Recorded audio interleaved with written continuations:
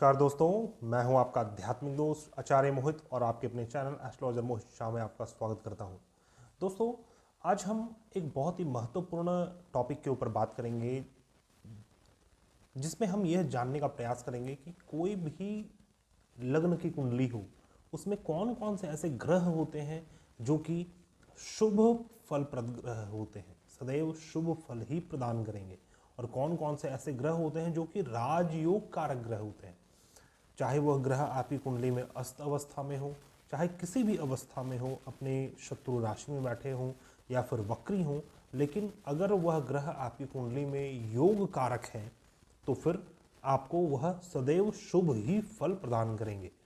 तो हर राशि की अपनी एक कुंडली होती है, 12 राशियां होते हैं।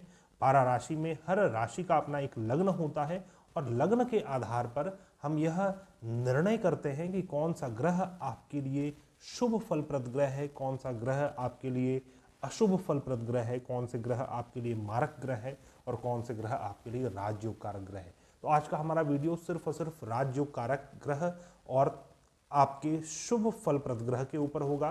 प्रत्येक लग्न के ऊपर हम बात करेंगे, मेष से मीन लग्न के ऊपर हम यह जानने का प्रयास करेंगे कि कौन से ग्रह आपके लिए शुभ फलप्रद ग्रह है, क्यों शुभ फलप्रद ग्रह हैं, तथा कौन से ग्रह आपके लिए राजयोग कारक ग्रह हैं।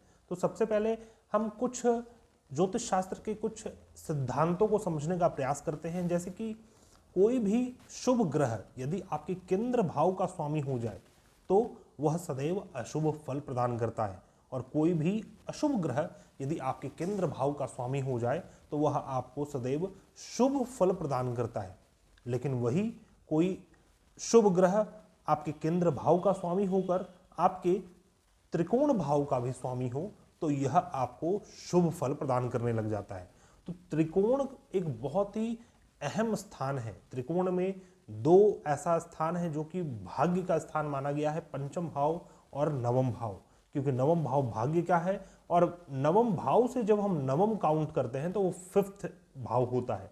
तो यह दो भाव नवम और नवम से नवम भाग्य का स्थान माना गया है, और एक है लग्न का स्थान। लग्न का स्थान भी त्रिकोण का स्थान है, साथ ही यह केंद्र का भी भाव है। इसलिए लग्न का जो स्थान है यह सबसे अधिक प्रबल और बहुत ज्यादा प्रभावशाली हाउस माना गया है, लग्न का हाउस। ज्योतिष शास्त्र का और एक सिद्धांत है कि यदि कोई भी ग्रह आपके तीसरे, छठे और 11वें भाव के स्वामी हैं तो वह भी आपको अशुभ फल प्रदान करते हैं, आपके लिए शुभ नहीं होते हैं। साथ ही साथ यदि कोई भी ग्रह आपकी कुंडली के द्वितीय, सप्तम और द्वादश भाव के स्वामी हैं तो यह सदैव सहचर्य से अपना फल प्रदान करते हैं। मान लीजिए कोई ग्रह आपकी कुंडली के सप्तम भाव के स्वामी है और वह यदि राजयोग कारक ग्रह के साथ स्थित है तो राजयोग के समान फल देंगे, आपके लिए योग कारक के समान फल देंगे। और यदि अशुभ फलप्रद ग्रह के साथ स्थित है तो वह आपको अशुभ ही फल प्रदान करेंगे, और यदि मारक ग्रह के साथ स्थित है तो वह आपको मारक फल प्रदान करेंगे। द्वितीय, सप्तम तथा द्वादश भाव के स्वामी। तो आइए हम इसे समझने का प्रयास करते हैं। बृहद पराशर होरा शास्त्र में पराशर ऋषि ने अपने मत को प्रेजेंट किया है कि प्रत्येक लग्न के लिए कौन से ग्रह शुभ फलप्रद ग्रह हैं, कौन से राजयोग कारक ग्रह हैं। तो सबसे पहले हम मेष लग्न के ऊपर बात करेंगे। मेष लग्न की कुंडली आप देख सकते हैं, यहां पर मंगल ग्रह आपके लग्न स्थान के स्वामी हैं। तो सबसे पहले हम मेष लग्न को समझने का प्रयास करेंगे। यहां पर मंगल ग्रह आपके लग्न स्थान के स्वामी हैं तथा आपके अष्टम भाव के भी स्वामी हैं। तो ज्योतिष शास्त्र में एक मत है कि कोई भी ग्रह यदि आपके लग्न स्थान के स्वामी हो और आपके अष्टम या फिर छठे भाव के स्वामी हो या फिर द्वादश भाव के ही स्वामी क्यों ना हो, यह ग्रह आपको सदैव शुभ फल ही प्रदान करेंगे। तो इसीलिए यहां पर मंगल शुभ फल प्रद ग्रह की गिनती में आ रहे हैं। यह आपको शुभ फल प्रदान करने वाले ग्रह हैं, और यह आपके कुंडली के शुभत्व को बढ़ाने वाले ग्रह हैं। जिस भी ग्रह के साथ स्थित होंगे उसके शुभता में वृद्धि करेंगे। यदि कोई मारक ग्रह के साथ स्थित होंगे तो उसके मारक तत्वों में कमी उत्पन्न करेंगे। तो इस प्रकार का संबंध समझना चाहिए, और इस कुंडली में, मेष लग्न की कुंडली में सूर्य, जिसका सिर्फ एक ही राशि है सिंह राशि, यह आपके पंचम भाव के स्वामी है और यहां पर सूर्य आपके राजयोग कारक ग्रह बनते हैं। तो सूर्य आपके राजयोग कारक ग्रह हैं और मंगल आपके शुभ फलप्रद ग्रह की गिनती में माने जाएंगे। अब हम बात करते हैं वृषभ लग्न की। वृषभ लग्न की कुंडली देखी जाए तो वृषभ लग्न की कुंडली में शुक्र ग्रह आपके लग्नेश होते हैं और शनि ग्रह आपके भाग्य स्थान के स्वामी है और आपके केंद्र भाव, आपके दशम भाव के भी स्वामी है। और दशम भाव विशेष रूप से शुभ स्थान माना गया है, केंद्र का भाव माना गया है, इसलिए यहां पर शनि केंद्र और त्रिकोण दोनों के स्वामी होने के कारण यह आपके लिए एक राजयोग कारक ग्रह है। और उसी प्रकार शुभ फलप्रद ग्रह देखा जाए तो शनि ग्रह तो है ही, साथ ही साथ सूर्य ग्रह भी आपके शुभ फलप्रद ग्रह की गिनती में आएंगे, क्योंकि सूर्य आपके चतुर्थ भाव के स्वामी है। और यहां पर अन्य ग्रहों को देखा जाए, बुध को देखा जाए तो बुध आपके द्वितीय भाव के स्वामी है, साथ ही आपके पंचम भाव के स्वामी है। तो जैसा कि मैंने आपको बतलाया कि द्वितीय भाव के स्वामी सहचर्य से अपना फल देते हैं, तो बुध ग्रह जिस भी ग्रह के साथ स्थित होंगे उस ग्रह के समान अपना फल प्रदान करेंगे। मान लीजिए शनि या फिर सूर्य के साथ स्थित हो तो यह आपको राजयोग के समान फल देंगे, और मान लीजिए यदि बृहस्पति के साथ स्थित हो तो यह आपको अशुभ फल प्रदान करेंगे, क्योंकि वृषभ लग्न की कुंडली में बृहस्पति ग्रह एक अशुभ फलप्रद ग्रह की गिनती में आते हैं। तो इस प्रकार से आपको समझना चाहिए। अब हम बात करेंगे मिथुन लग्न की कुंडली में। मिथुन लग्न की कुंडली में बुध ग्रह आपके लग्नेश है तथा चतुर्थ भाव के भी स्वामी है। बुध लग्नेश और चतुर्थ भाव के स्वामी होने के कारण यह आपको सदैव शुभ फल प्रदान करेंगे। लेकिन साथ ही साथ मैंने आपको एक थ्योरी बतलाया था ज्योतिष शास्त्र का, जिसके अनुसार यदि कोई ग्रह आपके केंद्र भाव के स्वामी है और वह शुभ ग्रह है तो वह आपको अशुभ फल प्रदान करते हैं। और यहाँ पर बुध ग्रह कहीं पर से भी त्रिकोण स्थान के स्वामी नहीं हो रहे, इसलिए यह आपको अशुभ फल ही प्रदान करेंगे। बस लग्न के स्वामी है, लेकिन लग्न में भी उनका मूल त्रिकोण राशि नहीं है, इसलिए पराशर ऋषि ने यहाँ पर बुध ग्रह को शुभ ग्रह की गिनती में नहीं रखा है। साथ ही साथ यहाँ पर योग कारक ग्रह की गिनती में भी बुध ग्रह नहीं है। सिर्फ और सिर्फ शुक्र ग्रह एक ऐसे ग्रह है जो कि शुभ फलप्रद ग्रह माने जाएंगे, क्योंकि यह आपके त्रिकोण स्थान के स्वामी हैं। शुक्र का मूल त्रिकोण राशि तुला राशि आपके पंचम भाव में पड़ रहा है, इसीलिए शुक्र ग्रह आपके लिए शुभ फलप्रद ग्रह की गिनती में आएंगे। बात करेंगे अब हम कर्क लग्न की। कर्क लग्न की कुंडली में हम देखेंगे तो चंद्रमा आपके लग्न स्थान के स्वामी है, लेकिन मंगल ग्रह, मंगल का मूल त्रिकोण राशि मेष राशि आपके दशम भाव में है, 10th हाउस में है, और वृश्चिक राशि इनके पंचम भाव में है। तो यहां पर मंगल आपके केंद्र और त्रिकोण दोनों के स्वामी हो रहे हैं, अतः यह एक राजयोग कारक ग्रह है आपकी कुंडली के लिए। और बृहस्पति, चंद्रमा और मंगल ये तीन ग्रह आपके लिए शुभ फलप्रद ग्रह है, क्योंकि चंद्रमा आपके केंद्र और त्रिकोण के स्वामी है, लग्न स्थान के स्वामी है, और सूर्य और चंद्रमा यदि लग्न के स्वामी हो जाए तो वह स्वयं राजयोग कारक ग्रह हो जाएंगे, क्योंकि चंद्रमा और सूर्य का सिर्फ और सिर्फ एक ही राशि है, सिंह और कर्क। इसलिए यहां पर चंद्रमा भी आपके लिए एक शुभ फलप्रद ग्रह की गिनती में आ रहे हैं। बृहस्पति ग्रह जो कि आपके छठे भाव और आपके नवम भाव के स्वामी है, तो यह शुभ फलप्रद ग्रह की गिनती में इसे पराशर ऋषि रखते हैं। अब हम बात करेंगे सिंह लग्न की कुंडली में। सिंह लग्न की कुंडली में लग्नेश सूर्य ग्रह आपके लग्न स्थान के स्वामी है, तो यह तो एक शुभ फलप्रद ग्रह है ही। साथ ही साथ मंगल और बृहस्पति भी आपके लिए शुभ फलप्रद ग्रह की गिनती में आएंगे, क्योंकि मंगल जो है उनका जो मूल त्रिकोण राशि है यह आपके नवम भाव में पड़ रहा है। साथ ही साथ बृहस्पति का मूल त्रिकोण राशि आपके पंचम भाव में पड़ता है।